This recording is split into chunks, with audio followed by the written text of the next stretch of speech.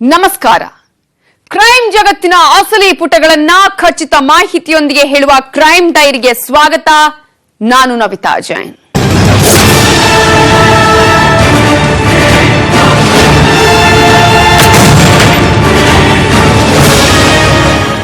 ಅವರಿಬ್ಬರು ಪ್ರೇಮ ಪಕ್ಷಿಗಳು.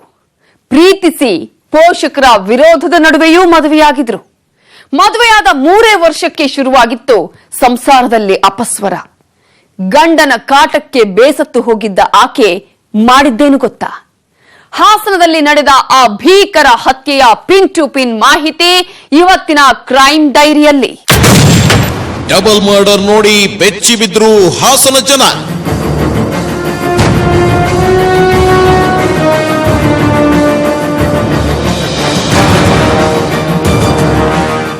ಪ್ರಿಯ ವೀಕ್ಷಕರೇ, ಹಾಸನ ಜಿಲ್ಲೆ ಚನ್ನರಾಯಪಟ್ಟಣದ ರಸ್ತೆ ಇದು.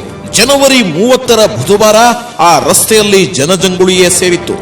ಅಲ್ಲಿ ನಡೆದ ಆ ಒಂದು ಘಟನೆ ಕಂಡು ಹಾಸನದ ಚನ್ನರಾಯಪಟ್ಟಣದ ಜನ ಬೆಚ್ಚಿ ಬಿದ್ದಿದ್ರು.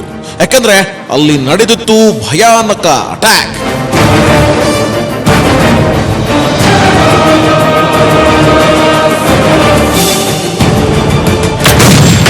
ಮಚ್ಚಿನೇಟಿಗೆ ಮಾವ ಖತಮ್, ಹೆಂಡತಿ ವಿಲವಿಲ.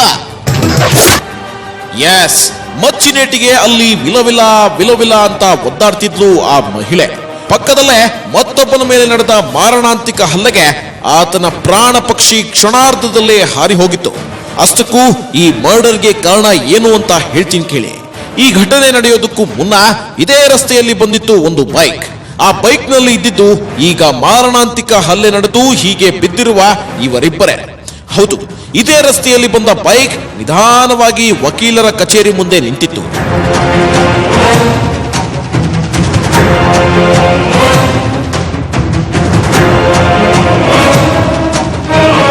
ಎಸ್, ಆ ವಕೀಲರ ಕಚೇರಿ ಮುಂದೆಯೇ ಮಚ್ಚನ್ನ ಹಿಡಿದು ಕಾದು ನಿಂತಿದ್ದ ಕಿರಾತಕನೊಬ್ಬ ಆ ಬೈಕ್ ಕಚೇರಿ ಮುಂದೆ ಬರುತ್ತಿದ್ದಂತೆಯೇ ಆ ಬೈಕ್ ಮೇಲಿದ್ದ ಇಬ್ಬರ ಮೇಲೆ ಎರಗಿದ್ದ.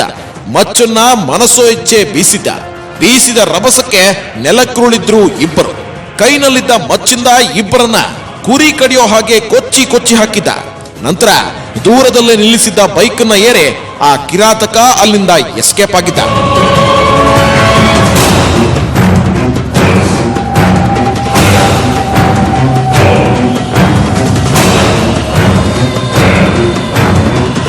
ಈ ಘಟನೆ ಕಂಡ ಅಲ್ಲಿನ ಜನ ಆತ ಎಸ್ಕೇಪ್ ಆಗ್ತಿದ್ದಂತೆ ಸ್ಥಳಕ್ಕೆ ಬಂದಿದ್ರು.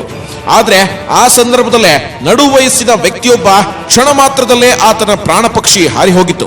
ಆದ್ರೆ ಅಲ್ಲೇ ಪಕ್ಕದಲ್ಲಿ ಬಿದ್ದಿದ್ದ ಆ ಮಹಿಳೆ ಮಾತ್ರ ಸಾವು ಬದುಕಿನ ನಡುವೆ ಹೋರಾಟ ನಡೆಸುತ್ತಾ ಚೀರಾಡ್ತಿದ್ಲು. ಅಯ್ಯಯ್ಯೋ, ಆ ಮಹಿಳೆ ಚೀರಾಟವನ್ನ ಕೇಳಿ ಅಲ್ಲಿದ್ದ ಜನ ನಿಬ್ಬೆರಗಾಗಿದ್ರು ಮತ್ತು ಮರುಕಪಟ್ಟಿದ್ರು.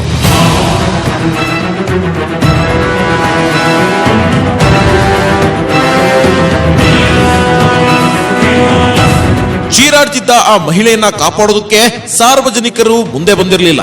ಆ ಸಂದರ್ಭದಲ್ಲಿ ಈ ವಿಷಯ ಚನ್ನರಾಯಪಟ್ಟಣದ ಪೊಲೀಸರಿಗೆ ಗೊತ್ತಾಗಿತ್ತು. ಸ್ಥಳಕ್ಕೆ ಬಂದ ಪೊಲೀಸರು ಈ ಮರ್ಡರ್ನ ಭೀಕರತೆ ಕಂಡು ದಂಗಾಗಿದ್ರು.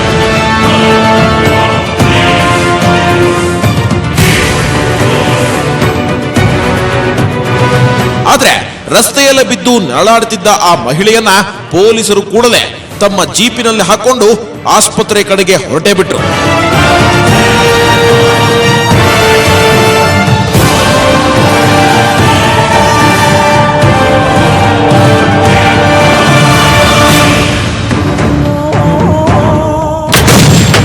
ಮರ್ಡರ್ ಹಿಂದಿದೆ ಒಂದು ರೋಚಕ ಕಹಾನಿ.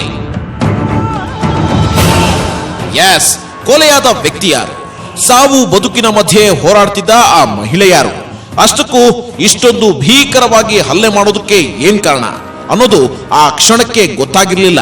ಆದ್ರೆ ಪೊಲೀಸರು ಆ ಘಟನೆಗೆ ಕಾರಣ ಏನು ಅಂತ ಹುಡುಕಾಡಿದಾಗ ಒಂದು ವಿಷಯ ಗೊತ್ತಾಗಿತ್ತು. ಅದೇನೆಂದ್ರೆ, ಕೊಲೆಯಾದ ವ್ಯಕ್ತಿ ಅದೇ ಚನ್ನರಾಯಪಟ್ಟಣದ ಯಲಿಯೂರು ಗ್ರಾಮದ ನಿವಾಸಿ ಪ್ರಕಾಶ್.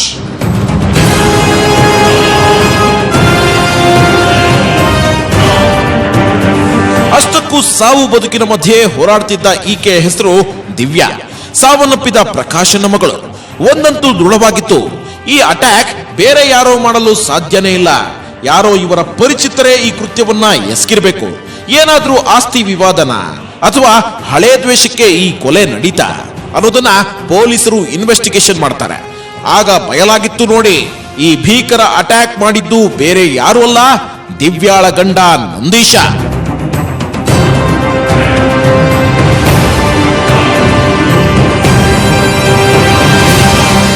ದಿವ್ಯಾ ಅನ್ನುವಂಥವ್ರನ್ನ ನಂದೀಶ್ ಅನ್ನುವಂಥವ್ರು ಮದುವೆ ಆಗಿರ್ತಾರೆ. ಅವರ ಕೌಟುಂಬಿಕ ಕಾರಣದಿಂದ ತಂದೆ ಮತ್ತು ಮಗಳು ಚಂದ್ರಾಯಪಟ್ಟಣ ನಗರಕ್ಕೆ ಬಂದಿದ್ದಂಥ ಸಂದರ್ಭದಲ್ಲಿ ಒಬ್ಬ ವ್ಯಕ್ತಿ ಮಚ್ಚಿನಿಂದ ಹೊಡೆದು ಪ್ರಕಾಶ್ ಅನ್ನುವಂಥ ಅವರ ಮಾವ ಮತ್ತು ದಿವ್ಯಾ ಅನ್ನುವಂಥ ಅವರ ಹೆಂಡತಿಯನ್ನು ಕೊಲೆ ಮಾಡಲಿಕ್ಕೆ ಪ್ರಯತ್ನ ಪಟ್ಟಿದ್ದಾನೆ.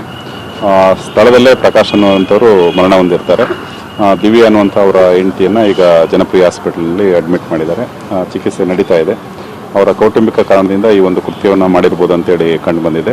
ಆರೋಪಿತನನ್ನು ಪತ್ತೆ ಮಾಡಲಿಕ್ಕೋಸ್ಕರ ಈಗಾಗಲೇ ತಂಡಗಳನ್ನು ಕಳಿಸಿದ್ದೇವೆ. ಅಂದರೆ ವೈಯಕ್ತಿಕ ಸಮಸ್ಯೆ, ಕೌಟುಂಬಿಕ ಸಮಸ್ಯೆಗಳಿಗೆ ಆಗಾಗ್ಗೆ ಗಲಾಟೆ ಮಾಡ್ಕೊಳ್ತಾ ಇದ್ರು ಅಂತೇಳಿ ಕಂಡು ಬಂದಿದೆ. ತಂದೆ ಮತ್ತು ಮಗಳು ಚಂದ್ರಾಯಪಟ್ಟಣಕ್ಕೆ ನಗರಕ್ಕೆ ಬಂದಿರೋದನ್ನು ನೋಡಿ ಆತ ಅವ್ರನ್ನ ಹಿಂಬಾಲಿಸಿ ಒಂದು ಮಚ್ಚಿನಿಂದ ತಂದು ಇಬ್ಬರನ್ನು ಕೂಡ ಕೊಲೆ ಮಾಡಲಿಕ್ಕೆ ಪ್ರಯತ್ನ. ಅಂದರೆ ಇದು ಬೇರೆ ದುಷ್ಕರ್ಮಿಗಳು ಮಾಡಿರುವಂಥದ್ದಲ್ಲ. ತಮ್ಮ ಕೌಟುಂಬಿಕ ವ್ಯವಹಾರಗಳ ಹಿನ್ನೆಲೆಯಲ್ಲಿ ಸ್ವತಃ ಗಂಡ ಮತ್ತು ಅವರ ಏನು ಅಳಿಯ ಆಗಬೇಕಾಗಿತ್ತು ಆ ವ್ಯಕ್ತಿಗೆ ಅವರು ಹಲ್ಲೆ ಮಾಡಿರೋದ್ರಿಂದ ಇದು ಆ ದೃಷ್ಟಿನಲ್ಲಿ ನಾವು ಹೋಲಿಕೆ ಮಾಡ್ಲಿಕ್ಕೆ ಸಾಧ್ಯ ಇಲ್ಲ.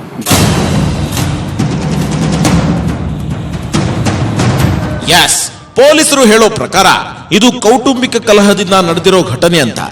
ಇನ್ನು ಆಸ್ಪತ್ರೆಯಲ್ಲಿ ಸಾವು ಬದುಕಿನ ಮಧ್ಯೆ ಹೋರಾಡ್ತಿದ್ದ ದಿವ್ಯಾಳಿಗೆ ಚಿಕಿತ್ಸೆ ಕೊಟ್ಟ ಡಾಕ್ಟರ್ ಹೇಳಿದ್ದೇನು ಗೊತ್ತಾ? ನೀವೇ ನೋಡಿ.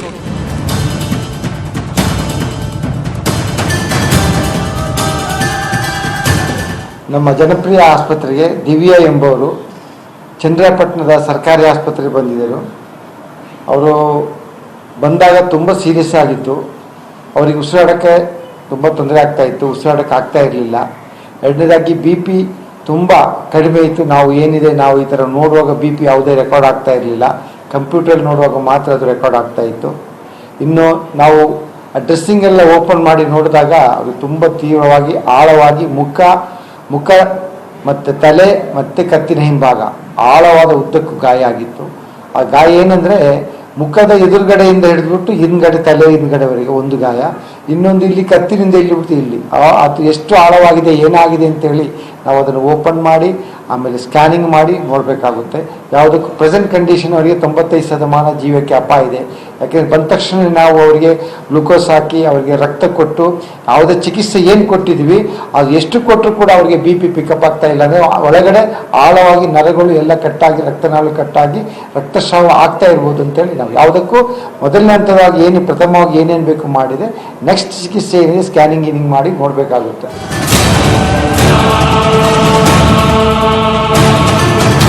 ಎಸ್, ಮೊದಲಿಗೆ ಚಿಕಿತ್ಸೆ ಕೊಟ್ಟ ಡಾಕ್ಟರ್ಗಳು ದಿವ್ಯಾಗೆ ಆಗಿರೋ ಗಂಭೀರ ಗಾಯ ನೋಡಿ ಉಳಿಯೋದು ಬಹಳ ಕಷ್ಟ ಅಂತ ಹೇಳಿಕೆ ಕೊಟ್ಬಿಟ್ಟಿದ್ರು. ಆದ್ರೆ ಆಸ್ಪತ್ರೆ ಆಚೆ ದಿವ್ಯಾ ಸಂಬಂಧಿಕರ ಆಕ್ರಂದನ ಮುಗಿಲು ಮುಟ್ಟಿತ್ತು. ಆದ್ರೆ ಅದೇ ದಿನ ರಾತ್ರಿ ಚಿಕಿತ್ಸೆ ಫಲಕಾರಿಯಾಗದೆ ದಿವ್ಯಾ ಕೊನೆ ಉಸಿರನ್ನ ಎಳೆದಿದ್ಲು.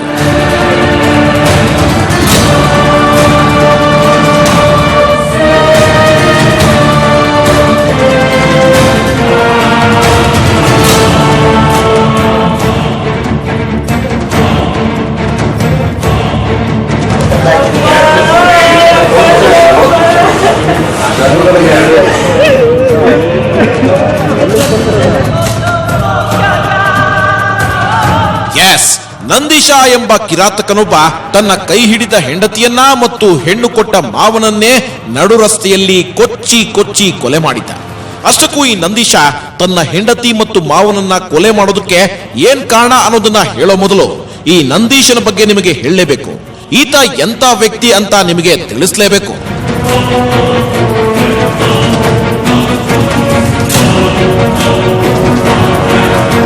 ಈತ ಒಬ್ಬ ಸೈಕಿಕ್ ವ್ಯಕ್ತಿ. ಈತನಿಗೆ ಖುಷಿಯಲ್ಲಿ ಸಿಗೋ ಸಂತೋಷಕ್ಕಿಂತ ದುಃಖದಲ್ಲಿ ಸಿಗೋ ಸಂತೋಷನೇ ಬೇಕಾಗಿತ್ತು.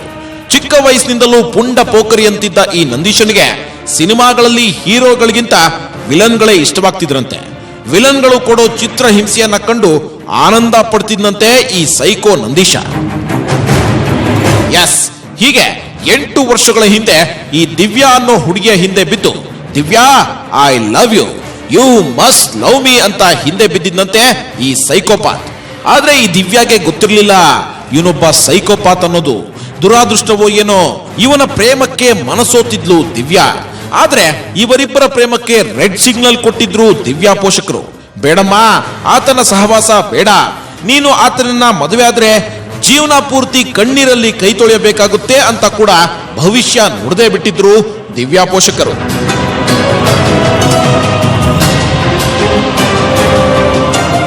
ಅಯ್ಯೋ, ಅದೇನೋ ಹೇಳ್ತಾರಲ್ಲ, ಹುಚ್ಚು ಪ್ರೇಮಕ್ಕೆ ಅದೆಲ್ಲ ಕಾಣೋದೇ ಇಲ್ಲ. ಅಲ್ಲಿ ಬಾವಿ ಇದೆ, ಬೇಡಮ್ಮ ಹೋಗ್ಬೇಡ ಅಂದ್ರು ಇಲ್ಲ, ನನಗೆ ಬಾವಿನೇ ಬೇಕು ಅನ್ನೋ ಹಾಗೆ ಈ ದಿವ್ಯಾ ಮನೆಯವರಿಗೆ ಮದುವೆ ಆದ್ರೆ ನಂದೀಶನನ್ನೇ ಮದುವೆ ಆಗೋದು ಅಂತ ಪಟ್ಟು ಹಿಡಿದು ಕುಂತ್ಬಿಟ್ಲು. ಆದ್ರೂ ದಿವ್ಯಾ ಮನೆಯವರು ಈ ಮದುವೆಗೆ ಒಪ್ಪಿಗೆ ಕೊಟ್ಟಿರಲಿಲ್ಲ. ಕೊನೆಗೆ ಊರಿನವರೇ ಸೇರಿ ದಿವ್ಯಾ ಮತ್ತು ನಂದೀಶನಿಗೆ ಊರಿನಲ್ಲಿರೋ ದೇವಸ್ಥಾನದಲ್ಲಿ ಮದುವೆ ಮಾಡಿಸಿದ್ರು.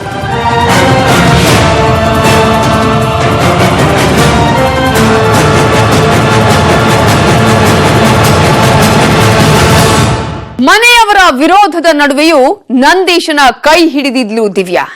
ಆದ್ರೆ ಮನೆಯವರು ನಂದೀಶ ಸರಿಯಿಲ್ಲ, ಆತನನ್ನ ಮದುವೆ ಆಗ್ಬೇಡಮ್ಮ, ಮದುವೆ ಆದ್ರೆ ಜೀವನ ಪೂರ್ತಿ ಕಣ್ಣೀರಲ್ಲಿ ಕೈ ತೊಳಿತೀಯಾ ಅಂತ ಹೇಳಿದ್ದ ಪೋಷಕರ ಭವಿಷ್ಯವೇ ನಿಜವಾಗಿತ್ತ.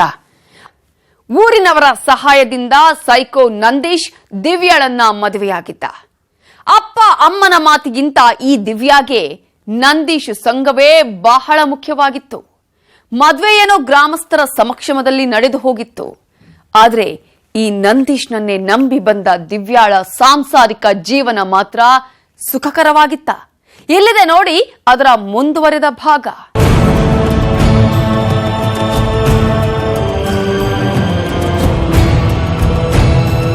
ಎಸ್, ನಂದೀಶ್ನನ್ನ ಮದುವೆಯಾದ ದಿವ್ಯಾ ಸುಖ ಸಂಸಾರ ಸಾಗಿಸ್ತಾ ಇದ್ರು. ಆದ್ರೆ ಈ ಪ್ರೀತಿ ತುಂಬಾ ದಿನ ಉಳಿಲಿಲ್ಲ.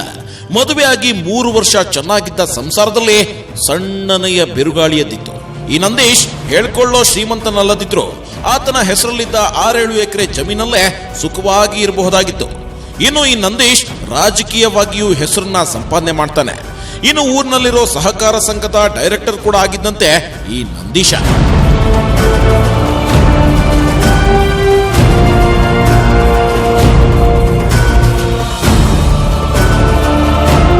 ಅದೇನೋ ಹೇಳ್ತಾರಲ್ಲ, ಎಲ್ಲವೂ ಇದ್ರು ಏನೂ ಇಲ್ಲ ಅನ್ನೋ ಜಾಯಮಾನ ಈ ನಂದೀಶನ್ದು. ಮದುವೆ ಆಗಿದೆ, ಜೊತೆಗೆ 2 ಮಕ್ಕಳಿದ್ರು. ಈತನ ಸೈಕೋಪಾತ್ ಬುದ್ಧಿ ಮಾತ್ರ ಕಮ್ಮಿ ಆಗಿರ್ಲಿಲ್ಲ. ಬರಬರುತ್ತಾ ಹೆಂಡತಿ ಜೊತೆ ಸಣ್ಣ ಪುಟ್ಟ ವಿಷಯಕ್ಕೂ ಜಗಳವಾಡ್ತಿದ್ದ. ಜೊತೆಗೆ ಕುಡಿದು ಬಂದು ಬಾಯಿಗೆ ಬಂದ ಹಾಗೆ ಬೈಯೋದು, ಹೊಡೆಯೋದು ಇವನ ದಿನನಿತ್ಯದ ಕಾಯಕವಾಗಿತ್ತು. ಎಷ್ಟು ಅಂತ ಸಹಿಸಿಕೊಂಡಾಳು ದಿವ್ಯಾ. ಗಂಡನ ಈ ನಡವಳಿಕೆಯಿಂದ ನೊಂದು ಬೆಂದಿದ್ಲು ಆ ಅಮಾಯಕಿ.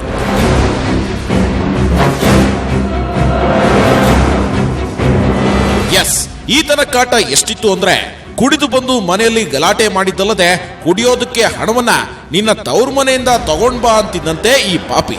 ಈತನ ಕಾಟ ಯಾವಾಗ ಅತ್ಯಾಗ್ತಿದ್ದಂತೆ ಹೆಂಡತಿ ದಿವ್ಯಾ ತನ್ನ ತವ್ರ ಮನೆಗೆ ಮಕ್ಕಳ ಸಮೇತ 1 ವಾರದ ಹಿಂದೆ ಗಂಡನ ಮನೆ ಬಿಟ್ಟು ತವ್ರು ಸೇರಿದ್ಲು.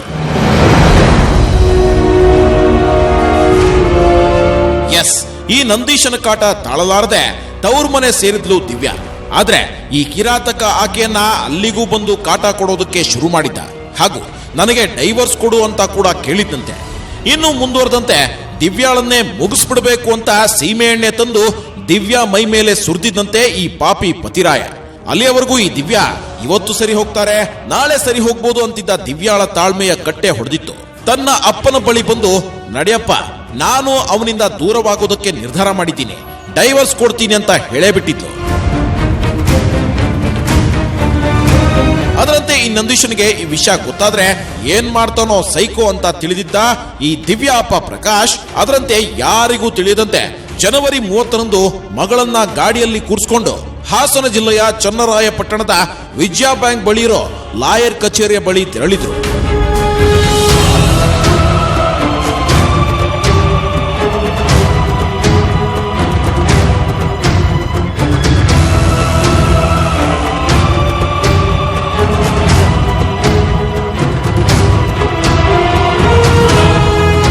ಆದ್ರೆ ಈ ವಿಷಯ ಅದು ಹೇಗೋ ಸೈಕೋ ನಂದೀಶನ್ಗೆ ಗೊತ್ತಾಗಿ ಹೋಗಿತ್ತು. ಅಯ್ಯೋ, ಡೈವರ್ಸ್ ಕೊಡು ಅಂತ ಹೆದರ್ಸಿದ್ರೆ ಮನೆಗೆ ಬರ್ತಾಳೆ ಅಂದ್ರೆ ಈಗ ನಿಜಕ್ಕೂ ಡೈವರ್ಸ್ ಕೊಡೋದಕ್ಕೆ ಹೋಗ್ತಿದ್ದಾಳಾ ಅಂತ ಒಳಗೊಳಗೆ ಆಕ್ರೋಶದ ಕಿಡಿ ಹತ್ತಿತ್ತು ನೋಡಿ.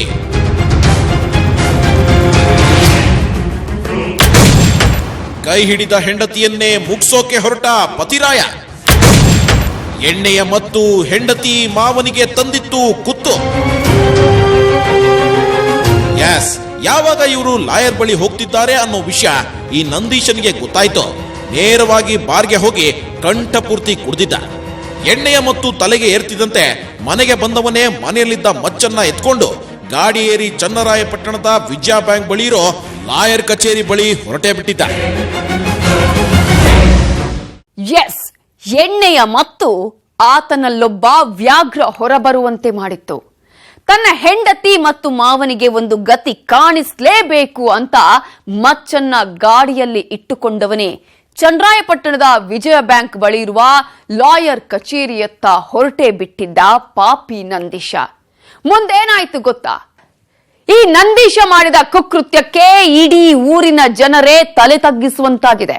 ಯಾಕಂದ್ರೆ ಈ ನಂದೀಶನ ಲವ್ ಕಹಾನಿಗೆ ಸಪೋರ್ಟ್ ಮಾಡಿ ಮದುವೆ ಮಾಡಿಸಿದ್ದೇ ಅಲ್ಲಿದ್ದ ಕೆಲವು ಗ್ರಾಮಸ್ಥರು. ಇನ್ನು ಈ ನಂದೀಶ ತಾನು ಆಡಿದ್ದೇ ಆಟ ಅಂತ ಊರಲ್ಲಿ ಮೆರೀತಿದ್ದ. ಆದ್ರೆ ಪಾಪಿಯ ಪಾಪದ ಕೊಡ ಅಂದು ತುಂಬಿ ಹೋಗಿತ್ತು.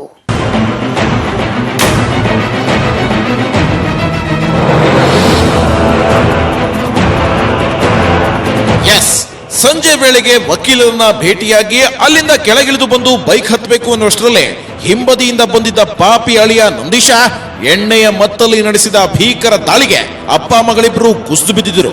5 ವರ್ಷದಿಂದ ಪ್ರೀತಿಸಿ ಮದುವೆಯಾದ ಹೆಂಡತಿಗೆ ಕೊಡಬಾರದ ಕಾಟ ಕೊಡ್ತಿದ್ದ ನಂದೀಶ ಇಂದು ಆಕೆಯನ್ನೇ ಮುಗಿಸ್ಬಿಡೋಕೆ ತೀರ್ಮಾನ ಮಾಡಿದವನಂತೆ ಮನ ಬಂದಂತೆ ಮಚ್ಚಿನಿಂದ ಕೊಚ್ಚಿದ್ದ. ಇನ್ನು ಮಗಳ ಮೇಲೆ ದಾಳಿ ಮಾಡೋದನ್ನ ತಡೆಯೋಕೆ ಯತ್ನಿಸಿದ ಅಪ್ಪ ಪ್ರಕಾಶನಿಗೆ ಮನಸ್ಸೋ ಇಚ್ಛೆ ಕೊಚ್ಚಿ ಕೆಳಕ್ಕೆ ಕೆಡವಿದ ಪಾಪಿ ಅಳಿಯ ಬಳಿಕ ಮಡದಿ ಮೇಲೂ ಕ್ರೌರ್ಯ ಮೆರೆದಿದ್ದ. ಆಕೆಯು ನೆಲಕ್ಕುರುಳಿ ಬೀಳುತ್ತಿದ್ದಂತೆ ಇಬ್ಬರ ಕಥೆಯು ಮುಗೀತು ಅಂತ ಸ್ಥಳದಿಂದ ಪರಾರಿಯಾಗಿದ್ದ. ಊರಿನ ಇತಿಹಾಸದಲ್ಲೇ ಕಂಡು ಕೇಳರಿಯದ ಭೀಕರ ಹತ್ಯೆ.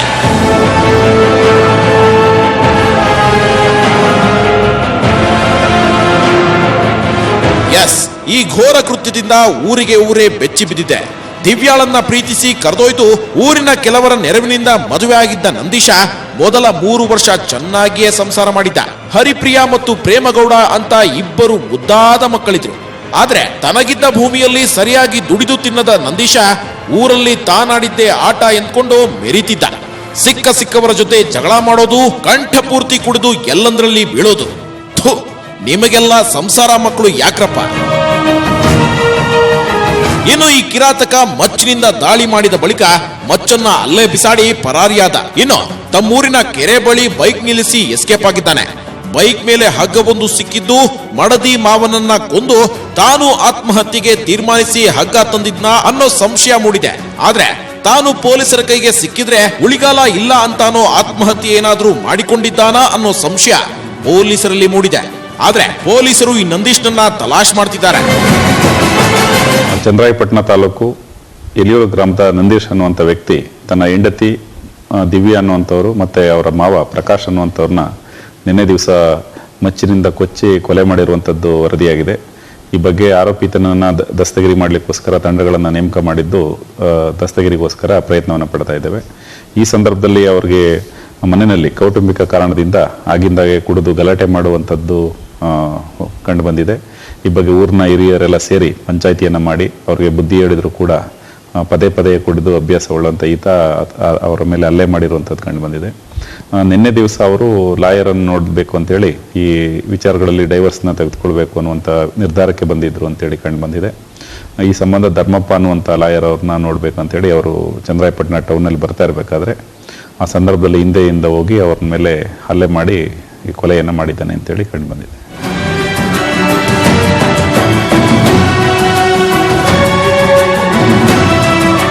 ಇನ್ನು ಘಟನೆ ನಡೆದ ಸ್ಥಳದಲ್ಲಿ ಶ್ವಾನದಳವನ್ನ ಕರೆಸಿ ಶೋಧ ಕಾರ್ಯ ನಡೆಸಿದ್ದಾರೆ. ಆದ್ರೆ ಇಡೀ ದಿನ ಹುಡುಕಿದ್ರು ಎಲ್ಲಿಯೂ ಆತನ ಸುಳಿವು ಮಾತ್ರ ಸಿಕ್ಕಿಲ್ಲ. ಮನೆಯವರ ವಿರೋಧವನ್ನ ಲೆಕ್ಕಿಸದೆ ಇವಳೇ ಬೇಕೆಂದು ಮದುವೆಯಾಗಿ ಕೊಡಬಾರದ ಕಾಟ ಕೊಟ್ಟ.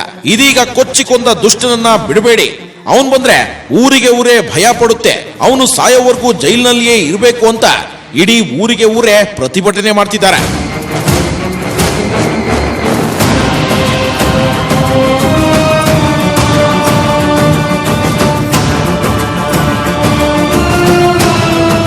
ಎಂದಿಗೂ ಜಗಳ ಮಾಡಿಕೊಳ್ಳದ ಊರಿನ ಜನರ ಪ್ರೀತಿಗೆ ಪಾತ್ರವಾಗಿದ್ದ ತಮ್ಮ ವಿರೋಧದ ನಡುವೆಯೂ ಮಗಳು ಕೇಡಿಗನಾಗಿದ್ದ ನಂದೀಶ್ನನ್ನ ಮದುವೆಯಾದ್ರೂ ಕ್ಷಮಿಸಿ ಕಡೆಗೆ ಆಕೆಯ ಸಂಸಾರಕ್ಕೆ ಆಸರೆಯಾಗಿ ನಿಂತಿದ್ದ ಪ್ರಕಾಶ್ ಸಾವು ನೆನೆದು ಊರಿನ ಜನರು ಕಣ್ಣೀರಿಡ್ತಿದ್ದಾರೆ. ಇಂಥವನನ್ನ ಕೊಂದ ಪಾಪಿಗೆ ಕಠಿಣ ಶಿಕ್ಷೆ ಆಗ್ಲಿ ಅಂತ ಆಗ್ರಹಿಸುತ್ತಿದ್ದಾರೆ. ಇದ್ದ ಆಸ್ತಿಯಲ್ಲಿ ಚೆನ್ನಾಗಿ ದುಡಿದು ಮಕ್ಕಳು ಮಡದಿಯೊಂದಿಗೆ ಸುಖ ಸಂಸಾರ ಮಾಡಿಕೊಂಡಿರದ ದುಷ್ಟ ದಾರಿ ತಪ್ಪಿ ಮಾಡಿದ್ದ ತಪ್ಪಿನಿಂದಾಗಿ ಇದೀಗ 2 ಸಂಸಾರವನ್ನ ಬೀದಿಗೆ ಬೀಳುವಂತೆ ಮಾಡಿದ್ರೆ ತನ್ನ ಬಾಳನ್ನು ಹಾಳು ಮಾಡ್ಕೊಂಡಿದ್ದಾನೆ. ಪ್ರೀತಿ ಮಾಡಿ ಮದುವೆಯಾಗಿ ಹೀಗೆ ಕಡೆಗೆ ಕೈ ಕೊಡೋ ಇಂತಹ ಪಾಪಿಗಳ ಜನ್ಮಕ್ಕೆ ಥು. ಎಸ್, ಅದೇನೋ ಹೇಳ್ತಾರಲ್ಲ, ಅಪ್ಪ ಅಮ್ಮನ ಜಗಳದಲ್ಲಿ ಕೂಸು ಬಡವಾಯ್ತು ಅನ್ನುವ ಹಾಗೆ ಅಪ್ಪ ದುಷ್ಟನಾದ್ರೂ ಆಸರೆಯಾಗಿದ್ಲು ಅಮ್ಮ. ತಮ್ಮ ಬೇಕು ಬೇಡವನ್ನ ನೋಡಿಕೊಳ್ತಾ ಇದ್ದ ತಾತನನ್ನ ಕಳೆದುಕೊಂಡ ಮುದ್ದು ಮಕ್ಕಳ ನೋವು ಕಂಡು ಊರಿಗೆ ಊರೇ ಮರುಗ್ತಾ ಇದೆ. ಪಾಪಿ ನಂದೀಶ ಆದಷ್ಟು ಬೇಗ ಸಿಗಲಿ, ಆತನಿಗೆ ತಕ್ಕ ಶಿಕ್ಷೆ ಆಗ್ಲಿ ಅಂತ ಹೇಳ್ತಾ ಇವತ್ತಿನ ಕ್ರೈಮ್ ಡೈರಿಯನ್ನ ಮುಗಿಸ್ತಾ ಇದೀವಿ. ನೋಡ್ತಾ ಇರಿ ನ್ಯೂಸ್ 18 ಕನ್ನಡ. ಜಾಲ ನಮ್ಮದು, ಬಲ ನಿಮ್ಮದು.